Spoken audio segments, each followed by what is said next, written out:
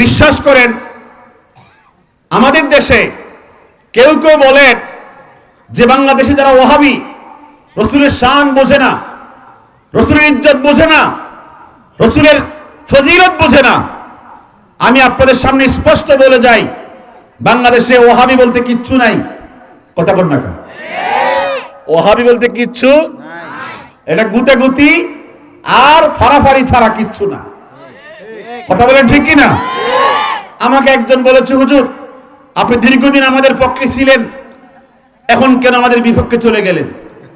আমি বললাম, বিপক্ষে গেলাম কখন?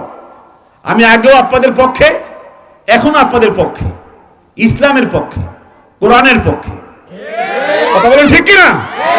উনি বললেন, আপনি তো রসুলের আশেক ছিলেন, এখন রসুলের দুশমন হয়ে গেলেন। বললাম কি কারণে? আমি দুশমন হলাম কি কারণে? তখন আমাকে বলল, আপনি তো যারা রসুলের দুশমন যারা ওদের দলে যোগদান করেছেন। আমি বললাম, এই বাংলাদেশে কারা রসুলের দুশমন? যারা ওয়াহাবি ওরা রসুলের দুশমন, ওদের দলে আপনি যোগদান করেছেন। আমি তখন বললাম, আপনি তাহলে কোন দলে আছেন? আমি আহলুস সুন্নাত ওয়াল জামাতের দলে, আমি সুন্নি। আমি কি সুন্নি? আমি তখন বললাম, ঠিক আছে আপনি সুন্নি আর আমি হলাম কি ওয়াহাবি, আপনাকে আর আমাকে একটু ওজন করি, কি করি? মুওয়াজানা করি, মুওয়াজানা দেখি আপনার মধ্যে কয়টা সুন্নত আছে আর আমার মধ্যে কয়টা আছে। পরে বললাম, আপনার মাথা টুপি নাই, 1 নম্বর সুন্নত নাই। মুখে দাড়ি ছাঁচেন, 46 বছর বয়স। বয়স কত? দাড়ি কি উঠছে না এখনো? কথা কোন উঠছে না?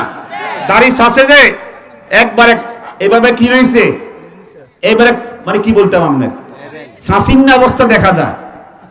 দাড়ি কামান এ সুন্নত নাই, গায়ে সুন্নতি লেবাসও নাই, জামাটাও কিনা সুন্নতি পোশাক না। বললাম, আপনার মুখে দাড়ি নাই, মাথায় টুপি নাই, গায়ে সুন্নতি লেবাস নাই, আমার সব থাকার পরেও আমি রসুলের দুশমন হয়ে গেলাম। আপনার মধ্যে সুন্নত না থাকার পরেও আপনি হয়ে গেলেন সুন্নি। এখন আপনারা বলেন, মুখে দাবি করলে হয়ে যাবে? আরে কথা কোন হয়ে যাবে? সুন্নত থাকলেই সুন্নি, সুন্নত থাকলেই কি? যে সুন্নত নাই দাবি করে সে মিথ্যুক। কথা কোন ঠিক কিনা? সুন্নত থাকলেই আপনাকে বলতে হবে না আমি সুন্নি, বলতে হবে। আপনি সাইনবোর্ড পরে ব্যবহার করেন, আমি কোন তরিকার, আপনি কোন তরিকার পরে বলেন, এটা একটু বন্ধ রাখেন আপাতত। আপনার ভিতরে সুন্নত আছে কি না আগে ওটা দেখতে হবে।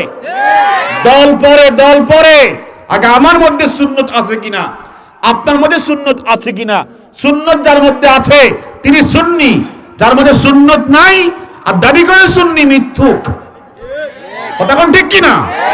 আমি স্পষ্ট বলতে চাই।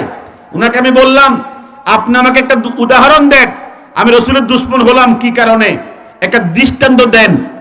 আপনি অমুক জায়গাতে বলেছেন এটা বিদআত, মানে একটা মাসআলাকে বলেছি বিদআত, এটা আমি এখানে বলতাম না, মানে একটা মাসআলাকে বিদআত বলছি। আপনি এটা বেদাত বললেন কেন?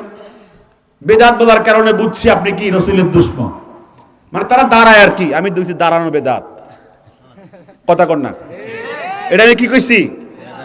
এটা বললাম কেন আমি রসুলের দুশমন? আগে তো বলতেন, আগে তো কি করতেন? বলতেন, এখন বলেন না কেন? আমি বললাম, আগে বলেছি, এখন বলি না কেন? আমার বলার মধ্যে ভুল ছিল, বুঝার মধ্যে ভুল ছিল। আমি সিদ্ধান্ত নিয়েছি, আমার বলার মধ্যে ভুল ছিল, বুঝার মধ্যে ভুল ছিল। মানুষ তো ভুল বুঝতেই পারে। কথা কোন ঠিক কিনা? এরপরে বলতেছে যে এই কারণে তো আপনি রসুলের দুশমন হয়ে গেলেন। দেখছেন নি কথাটা? আমি তখন বললাম, আপনাকে বেশি কিছু বলার প্রয়োজন নাই, আপনি কোনো আলেম না, মুহাদ্দিস না, মুফতি না। কথা কোন ঠিক কিনা? খতিয়ান নাম্বার, দাগ নাম্বার সব ঠিক আছে, দলিল ঠিক আছে, এই জায়গার মালিক কি হবে? অরিজিনাল হবে। কথা কোন ঠিক কিনা? খতিয়ান ঠিক, দাগ নম্বর ঠিক, দলিল ঠিক, ঠিক কিনা? মালিক ঠিক। এখন আপনার রসুলের সাহাবায়ে কেরাম আযান দিয়েছেন, নবীজির সাহাবী বেলাল, নবীজির সাহাবী আব্দুল্লাহ ইবনে উম্মে মাকতুম, দুইজন মুয়াজ্জিন। কয়জন? আপনি কিতাবুল আযান খোলেন, চ্যালেঞ্জ করে যাচ্ছি, চ্যালেঞ্জ। কিতাবুল আযান খোলেন, আযান অধ্যায়, আযান অধ্যায়ের মধ্যে খোলেন, আযান শুরু করেছে আল্লাহু আকবার, আল্লাহু আকবার। আযান শেষ করেছে লা ইলাহা ইল্লাল্লাহ। আযান শেষ, শুরু আল্লাহু আকবার, শেষ লা ইলাহা ইল্লাল্লাহ।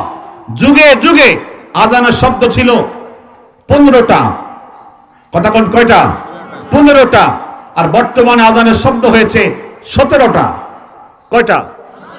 এই যে 17টা দুইটা বাক্য বাড়ানো হয়েছে, সাহাবায়ে কেরাম এই বাক্য দিয়ে আযান দেন নাই। আপনি কার সাহসে আপনি শুরু করছেন আল্লাহু আকবার শব্দের পূর্বে আসসালাতু ওয়াসসালামু আলাইকা ইয়া রাসূলুল্লাহ? কে বলেছে আপনাকে সালাম দেওয়ার জন্য? কথা কোন না কা? কে বলেছে? যখন বলি এ আমার ভাইয়েরা এটা কেন অতিরিক্ত করা হয়েছে, তখন বলে কি জানেন? অসুবিধা কি? কথা কোন? দলিল কি?